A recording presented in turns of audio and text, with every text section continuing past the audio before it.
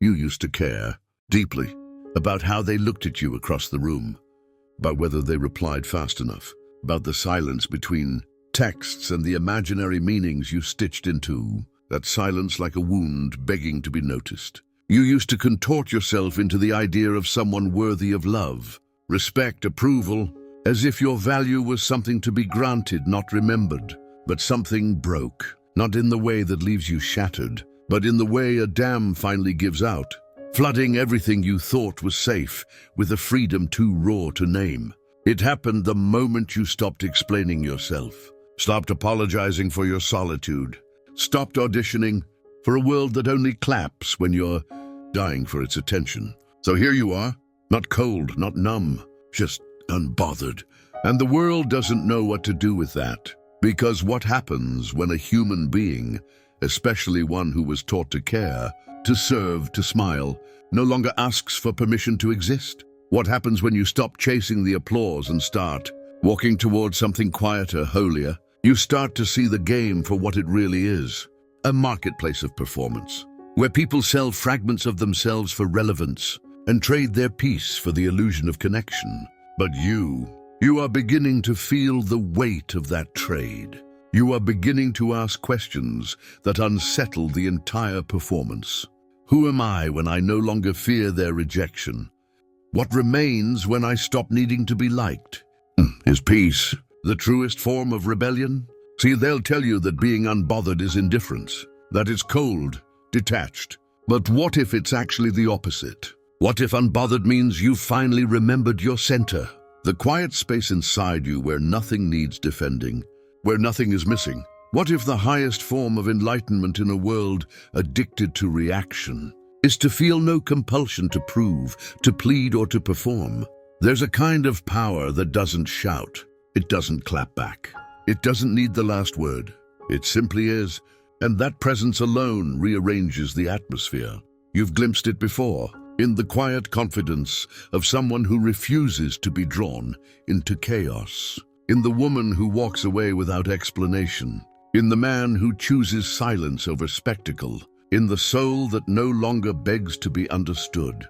You felt it, and it unnerved you, because deep down you knew this wasn't apathy, it was mastery. So now the question stares back at you. Can you be that unbothered? Not as an act of escape, but as a return to something ancient, undisturbed, and whole. They told you that caring was noble, that being emotionally available, perpetually reachable, endlessly accommodating, was the highest form of love. But they didn't tell you what it would cost. They didn't mention that in a world where identity is currency, caring too much becomes a slow erasure of self. They didn't tell you that behind the curtain of empathy, a darker force often hides, one that feeds not on compassion, but on control. You were taught to overfunction, to anticipate the needs of others before you even knew your own, to be likable, agreeable, easy to be around. And every time you succeeded in being what they needed, you became a little more of what you were not. This isn't kindness. It's a psychological spell, and it starts early. Carl Jung called it the persona, the mask we craft to survive the world. A social skin stitched from expectation, not truth. At first, the mask is light. You wear it to blend in, to be loved, to be safe. But the longer you wear it, the more your face forgets what it looked like before. And then one day, you confuse the mask for the self. You forget that beneath your politeness is a rage that never got to speak. That beneath your smile is a scream that had no room to exist. That the woman who says, "I'm fine," hasn't been fine in years. Jung warned us. The privilege of a lifetime is to become who you truly are. But most of us are too busy earning love to remember who that is. Because to step into yourself, your true self, means losing the roles that made you lovable. It means confronting the shadow, the parts of you that don't fit the curated narrative, the part that's tired of saying yes, the part that fantasizes about disappearing, the part that's furious at how much you gave away for approval. You see, the problem isn't that you cared. The problem is that you forgot why. You didn't care because your heart was big. You cared because your worth felt small. And somewhere along the way, Being needed became your identity. But dependency is not intimacy. Approval is not love. Noise is not connection. So now you live in a world where overstimulation is worshipped, where urgency has replaced presence, where being unbothered is misread as being detached. But what if the opposite is true? What if the most evolved thing you can do is step back from the chaos? Not in retreat, but in deep, holy discernment? What if silence isn't a lack of engagement, but the soil where the self finally starts to bloom? Jung understood that individuation, the process of becoming whole, demands that you descend into the unconscious, to meet the parts of you you've hidden, denied, or rejected, to make peace with the things that don't get applause. And here's the paradox. You cannot become whole until you stop trying to be good, because good, in the eyes of others, often means compliant, tamed, predictable. But the self, the real self, is untamed. It is not here to perform. It is not here to entertain. It is here to become. And that journey? It begins when you stop being bothered by how others perceive your becoming. Because the true spiritual path isn't about gaining more. It's about shedding everything that isn't yours. Every false smile, every learned fear, every should that never belonged to your soul. The root of your exhaustion isn't that life is hard. It's that you've been performing someone else's version of ease. So what does it mean to be unbothered? It means you've remembered who you are beneath the noise. It means you've chosen solitude over surveillance. It means you no longer distort yourself just to feel seen. This is not apathy. This is liberation. You thought silence was passive. You thought staying quiet, staying calm, staying unbothered would protect you from the storm. But what no one told you was that the storm isn't always outside. It brews in the quiet corners of your soul. And when you choose not to fight, when you choose not to prove, when you stop playing the ego's desperate game, something else begins to die. Your addiction to validation. It doesn't scream as it dies. It simply fades. Like fog clearing at dawn, the opinions of others begin to lose their hold. No more rehearsing responses in your mind. No more imaginary arguments. No more trying to be the right kind of person for every room you enter. But that death leaves a strange silence in its wake. Not the kind of silence that feels peaceful. No, this one is raw, echoing, holy. Because when you are no longer performing, there's no script left to hide behind. You meet the real you, and she doesn't always smile. This is the part they don't glamorize when they speak of being unbothered. The void. You look in the mirror and realize that half of what you called personality was really performance. That your kindness sometimes came from fear. That your strength was often just survival mode wrapped in gold. That your so-called boundaries were built not from self-love, but from exhaustion. You start to see through the games, not just of the world, but of your own mind. The praise you used to crave, now it sounds like noise. The criticism you used to fear, now it feels like dust. But here's the paradox. When nothing outside defines you anymore, you begin to wonder what does. Without the applause, without the mirror of others' admiration or judgment. Who are you? That's the consequence of true detachment. You lose the mask, but the face underneath is not yet clear. It takes time to recognize your reflection without the makeup of approval. Carl Jung once said, "The privilege of a lifetime is to become who you truly are." But he forgot to warn you, becoming that person often means dismantling who you were told to be, and that dismantling is not gentle. It tears through your comfort like wildfire. It burns through your beliefs like a sacred fever. You'll lose people, not because you pushed them away, but because you stopped orbiting their expectations. You'll lose labels, not because you became less, but because you stopped needing to be more. There's a grief that comes with not needing to be liked, because you finally understand how much of your life was spent dancing for love that should have been given freely. Now, in this space of sacred detachment, there is no more dance, no more chase, only the stillness of your own becoming. But don't mistake this stillness for absence. Something is taking shape in that space, something ancient, raw, and utterly unshakable. Self-respect. Not the performative kind that posts quotes online, but the kind that speaks without words. the kind that walks into a room and doesn't need to explain its worth. You begin to live not from your ego, but from your essence. You begin to act not for applause, but for alignment. And the world, it notices, not always with admiration, often with fear, because an unbothered soul can't be manipulated. It can't be guilted, coerced, or seduced. It doesn't chase, doesn't beg, doesn't shrink. It simply is. And that kind of presence is revolutionary. It's what society calls too much, or too cold, or too distant.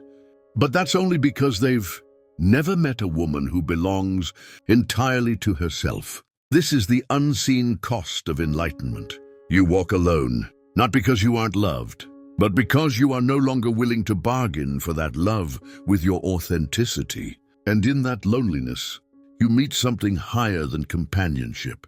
You meet the self, the divine core that cannot be impressed or depressed by the noise of the world.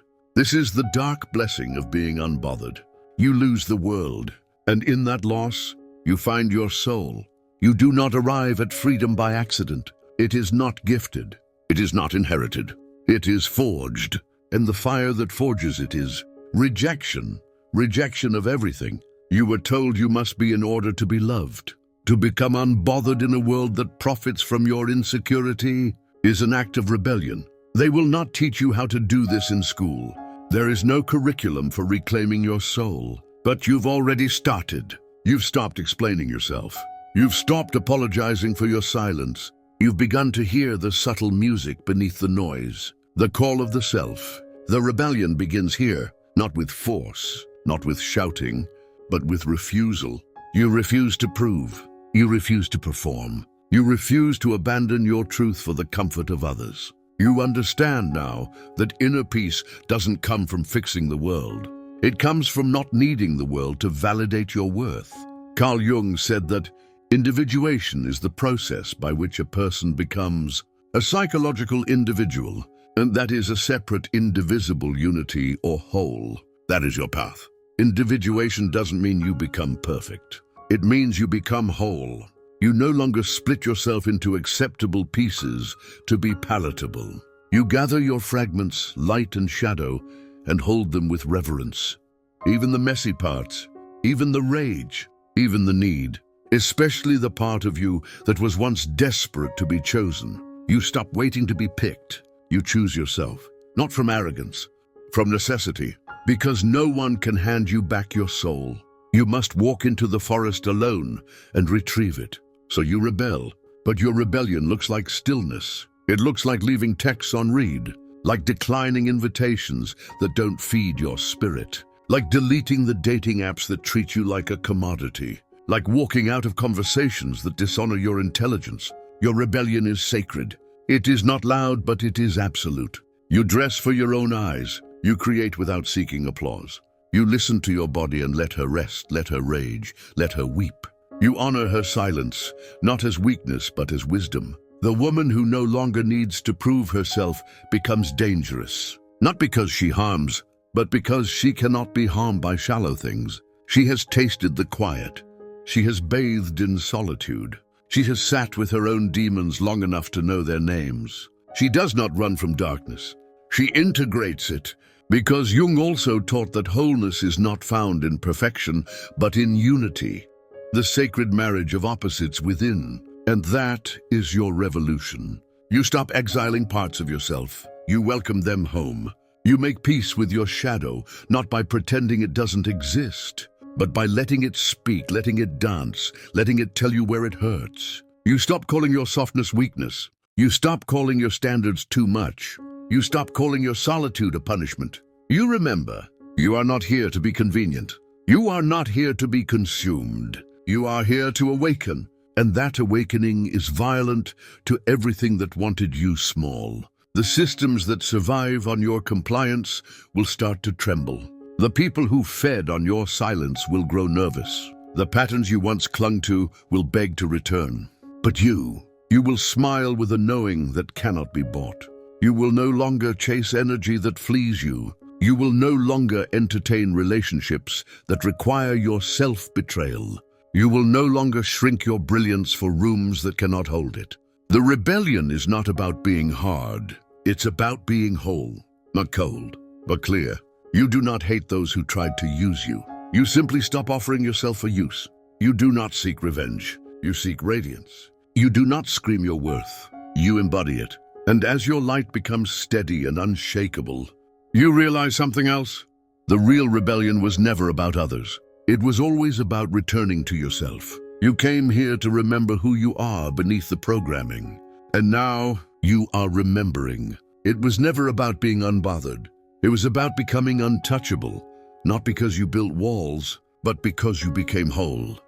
Not because you stopped caring, but because you cared so deeply that you had to stop giving yourself away to those who could not hold what you carry. You see now, unbothered isn't an attitude. It's not detachment for the sake of pride or ego. It's the final flowering of a soul no longer at war with itself. You learned that the true self, the one Jung spoke of, was never something you had to build. It was something you had to remember, something buried beneath years of adaptation, survival, and self-abandonment. And now, as the dust settles, as the noise fades, as the compulsions and fears begin to melt like snow in the presence of spring, you realize you are not who they told you to be. You are not who your wounds told you to become. You are not even the person you tried to be to make it all make sense. You are the stillness beneath the ache, the consciousness behind the pattern, the wild, untouched being who has been waiting so patiently beneath all the noise. This is the ultimate truth. You were never broken, only buried, and now you are emerging, unbothered, because the things that used to shatter you no longer reach you. Enlightened because you no longer seek light outside of yourself. You've become the source. This realization doesn't come with fireworks. It comes with a silence so deep it humbles you, because now you feel the difference between loneliness and sacred solitude, between reaction and response, between desire and devotion. You no longer hunger for approval like you used to. Not because you've stopped craving connection, but because you've stopped trading your essence for it. You no longer beg love to stay, because you've become the home you used to search for in others. And when pain comes, as it still does, you meet it with presence, not panic. You sit with your sadness like an old friend. You hold your fear without shame, because you've made peace with the dark. You've seen that even your demons carry messages. You've learned that wholeness includes it all. The rage, the joy, the longing, the silence. There is no part of you now that you exile.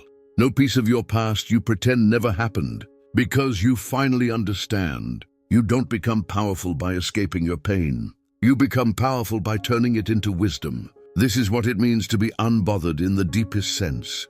To no longer be pulled by every passing current. To no longer need to explain your becoming.